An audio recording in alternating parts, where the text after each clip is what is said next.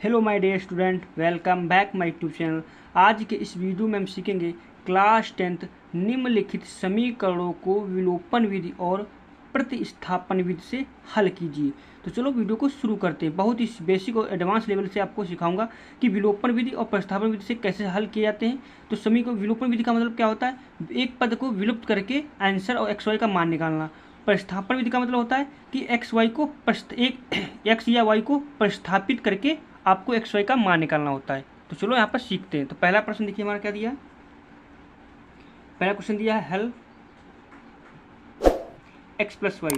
तो x plus Y बराबर 5 दिया है। तो समीकरण इसको हम फर्स्ट मान लेंगे। क्या मान लेंगे? फर्स्ट मान लेंगे। आप भी कॉपी पर नोट करते रहिए। इसके बाद मैं एक आपको होमवर्क भी दूंगा और हल करके कमेंट में बताना उसका उत्तर कितना आएगा, एक्स वाई का मान कितना आएगा। समीकरण दूसरा हमारा क्या दिया है? 2x माइनस 3y बराबर 4। तो पहले हम क्या हल किससे हल करेंगे? विलोपन विधि से। विलोपन विधि। विलोपन विधि में क्या होता है? एक पद को विलुप्त करना होता है, ये आपको ध्यान में रखना है। तो क्या करेंगे? समीकरण एक में देखो, इनको हमें एक पद को बराबर करना पड़ेगा, तभी तो कटेगा, तभी तो एक पद विलुप्त होगा। समीकरण एक में 2 से तथा समीकरण 2 में 1 से गुणा करने पर, देखो जब हम 2 से गुणा कर देंगे तो एक्स एक्स बराबर हो जाएगा। या तो एक्स एक्स बराबर कर लो या तो वाई वाई बराबर कर लो। तो यहाँ पर आसान क्या रहेगा?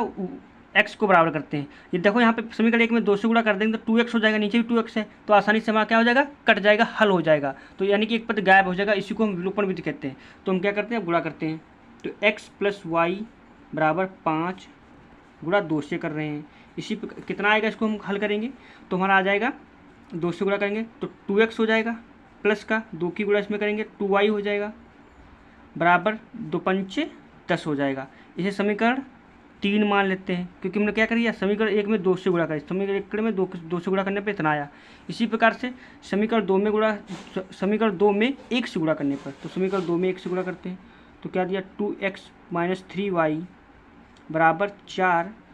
तो गुणा कितने कर रहे हैं? 1 से, तो गुणा करते हैं। 2 एक कम 2x हो जाएगा, 2 एक कम 2x माइनस का 3 एक कम 3y हो जाएगा, बराबर 4 एक कम 4 हो जाएगा। समीकरण इसको हम 4 मान लेते हैं।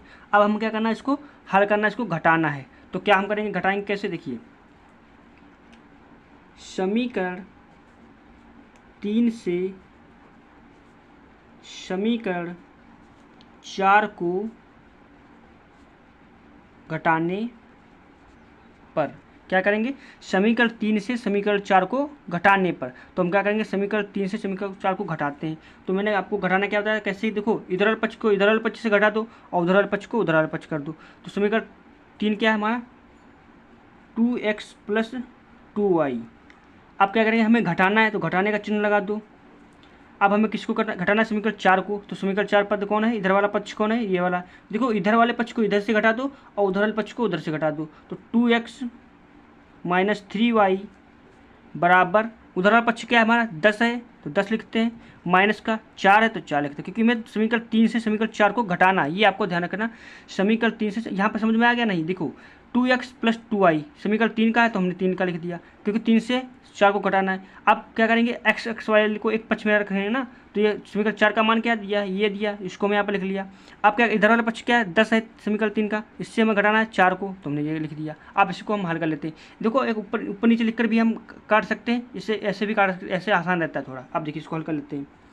तो 2x प्लस का 2y, अब इसको हम ब्रैकेट खोलते हैं, माइनस प्लस माइनस हो जाएगा, 2x हो जाएगा, माइनस माइनस प्लस हो जाएगा, 3y हो जाएगा, बराबर 10 से 4 गया 6 बचा, 10 से 4 गया 6 ही तो बचेगा।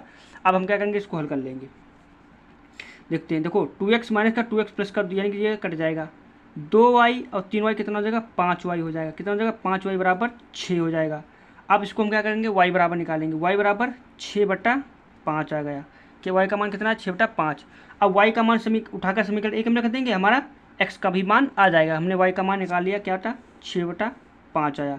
अब समीकरण y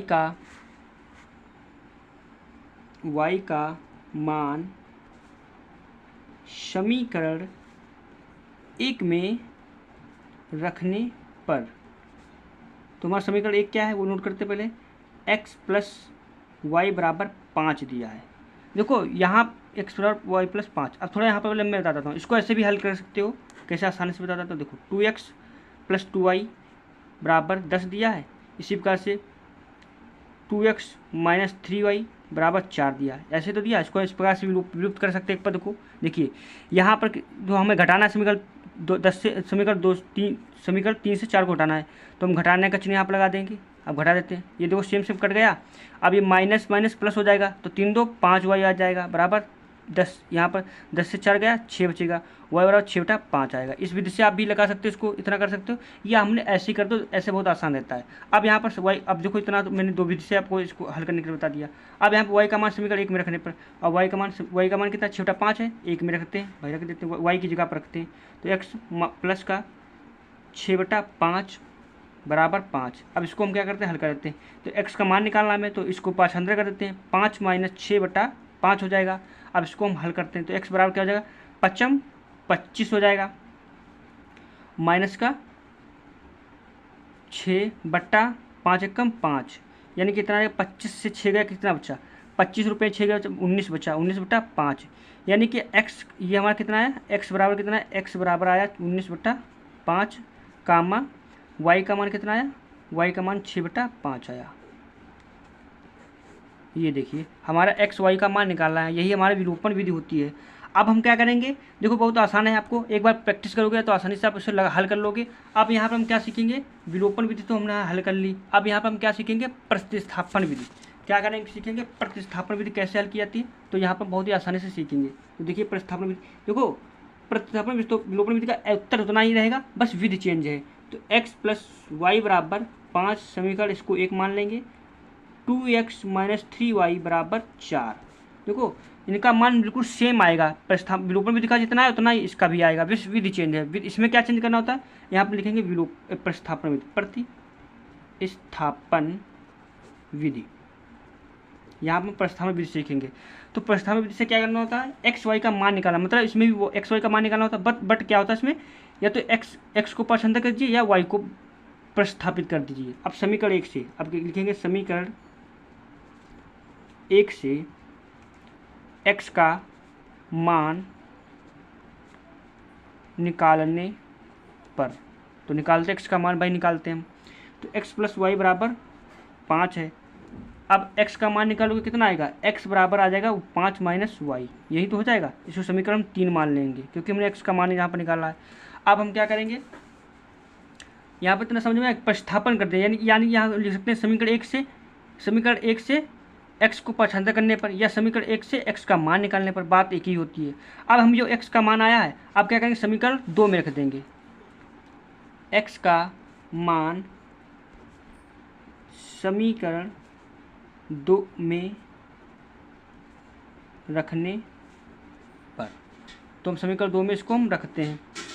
2 क्या है हमारा, ये दिया 2x माइनस 3y बराबर 4, यही तो समीकरण 2 में। अब इसमें हम क्या करेंगे, x का मान निकालेंगे। x का मान क्या है, ये देखो हमने, देखो यहाँ से x का मान निकाला, समीकरण 1 से x का मान निकाला, और y में हमने समीकरण 2 में रख दिया, यही होता प्रतिस्थापन विधि। हम लोग प्रतिस्थापित कर देंगे, अब रख देंगे, तो x की जगह पर रखते हैं 2, तो भाई x का मान है तो x की जगह पर रख दो, इसकी जगह पर तो रखेंगे 5 माइनस वाई हो जाएगा, माइनस का 3y बराबर 4। इसको अब हम हल कर लेते हैं, हल करते हैं, देखिए 2 पंचे 10 हो जाएगा, माइनस का 2y हो जाएगा, माइनस का 3y दिया है भाई, गुणा कर देंगे ना ब्रैकेट में, अब बराबर 4 हो जाएगा। अब इसको हम हल करते हैं, देखिए ये देखो क्या है, 10 है, किसका है, प्लस का, ये मतलब x, देखो y वाले एक पद एक तरफ कर लो, और जो अचर पद हैं, जो संख्या है उनको एक तरफ कर लो, तो -2 3 2 5 हो जाएगा, माइनस वाई बराबर 4 माइनस 10 हो जाएगा भाई, क्योंकि हमने उसे उधर पक्षांतर कर दिया। अब इसको हल कर लेते हैं, माइनस का 5y बराबर 4 संख्या छोटी है, माइनस का 10 बड़ी, तो घटा देते, माइनस का 6 बचेगा, क्योंकि बड़ी संख्या क्या है, 10 है। आप देखिए सेम है, माइनस माइनस कट जाएगा नहीं। अब y का मान निकालते हैं, y बराबर 6 बटा 5 आ गया। देखो उसमें भी हमने y का मान 6 बटा 5 निकाला था, देखिए निकाला था या नहीं, y का मान 6 बटा 5, और यहाँ पर देखिए 6 बटा 5 आ गया है, वो सेम उसी बिल्कुल होता है, विधि चेंज होती है।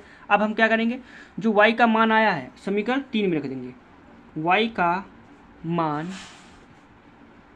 समीकरण 3 में रखने पर, भाई देखो प्रतिस्थापन है तो प्रतिस्थापित कर रहे हैं, उठा के रख रहे हैं, बस यही प्रतिस्थापन भी हो गई। अब y का मान समीकरण 3 में, समीकरण 3 क्या दिया, x बराबर 5 माइनस वाई, यही तो दिया। अब इसको हम यहाँ पर रख देते हैं y का मान क्या, 6/5, तो 6/5 रखते हैं, x बराबर 5 माइनस वाई की जगह पर क्या रखेंगे, 6/5, तो 6/5 रख देते हैं। बिल्कुल इसको हम हल कर लेते हैं, तो x बराबर क्या हो जाएगा, इसको यहाँ पर मान लेते हैं, 3 गुणा करते 25 हो जाएगा, माइनस का 6/5 एकम 5 हो जाएगा। अब इसको हल करते हैं, 25 से 6 गया कितना बच्चा, 19/5, यानी कि x बराबर आया 19/5, कामा y बराबर कितना आया, 6/5, यही तो आया। x और y का मान देखो बिल्कुल सेम है, x y का मान 19/5, 6/5, इसमें देखिए 19/5, 6/5 बिल्कुल सेम रहता है, बस विधि चेंज है। तो विधि आपको अच्छे से समझ में आ गई होगी। अब मैं आपको होमवर्क के लिए देता हूँ, कमेंट बताना इसका उत्तर कितना आएगा। ये क्वेश्चन नोट करिए, 3x माइनस 5y माइनस 4 बराबर 0 और 9x बराबर 2y प्लस 7x। इसको पहले हल कर लेना, मतलब जैसे ये समीकरण थे इस रूप में x एक तरफ कर लेना, y वाले एक मतलब x y एक तरफ कर लेना, और जो संख्या एक तरफ कर लेना। बस इतना करने के बाद आपको हल करना है। वीडियो अच्छा लगा तो चैनल को सब्सक्राइब, एक लाइक जरूर कर देना।